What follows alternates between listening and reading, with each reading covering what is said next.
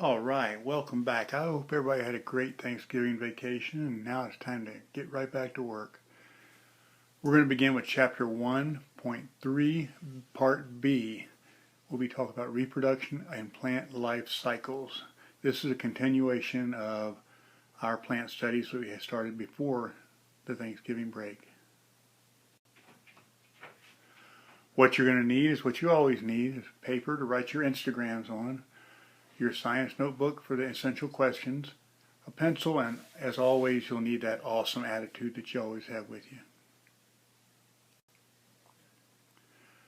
Our essential questions are the same ones basically that you had last time. How plants can be grouped, what are the roles of the different parts of the plant, and how are some flowering plants reproduced.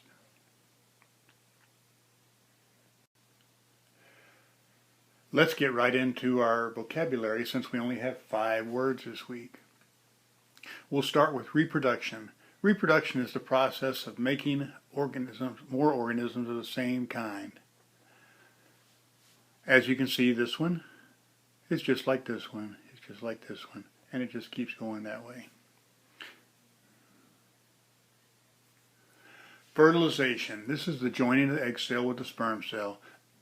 What we talk about is pollination. As you can see here, the pollen from the plant itself can't pollinate itself. It has to be moved by either insects or through the wind, rain thing, and that will take the pollen down to the ovary and the seed will be produced.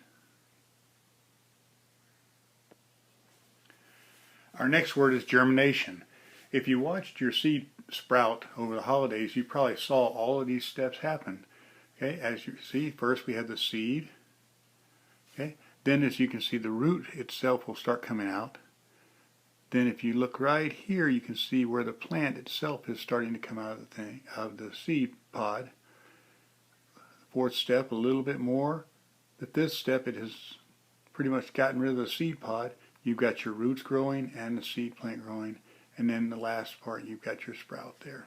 You should see all that going on with your seed. Our next one is the life cycle. It's the stages of growth and change in the organism's life. As we look through the life cycle here, we see the seed, then we see the seed starting to sprout, and it becomes a seedling. It becomes a seed pod, and we have the flower and the leaves, and this part right here is the actual plant growing. Our next word is pollination. That's the transfer of pollen from the stamen to the pistil of the flower. As we've talked about in class many times, this is done through insects, birds, wind, rain, water. They can all move the pollen from one plant to another, and that's what helps the plant to reproduce. This example here, we talk about the bee gathering the pollen here, flying to another plant, and spreading the pollen to that plant. See, that was simple enough. We only had 5 questions this time. Let's look at our essential questions now. How can plants be grouped? Just about the same as before, plants can be organized into 2 main groups based on whether or not they produce seeds. Question number 2, what are the roles of the different plant parts? Okay, we talked about this a little bit, and that plants have root stems and leaves to help them survive. I'm going to show you a picture here in a couple of slides that shows you the actual jobs of these parts of the plant. And question number 3, how do some flowering plants reproduce?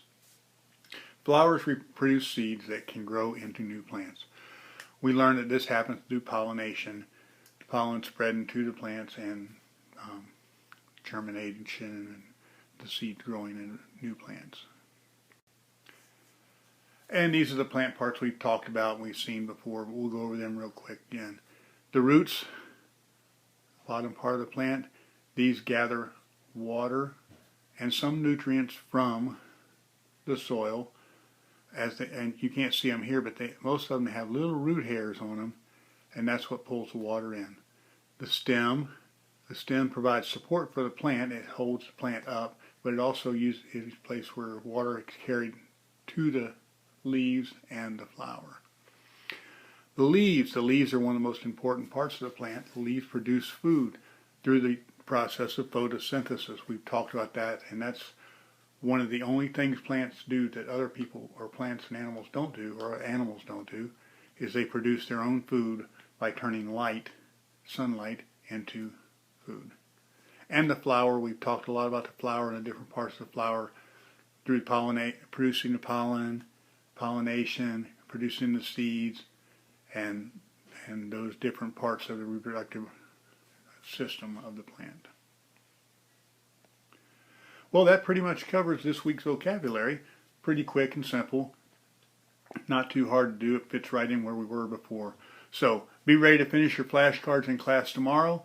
Remember, come with a positive attitude, be happy, and we will see you then.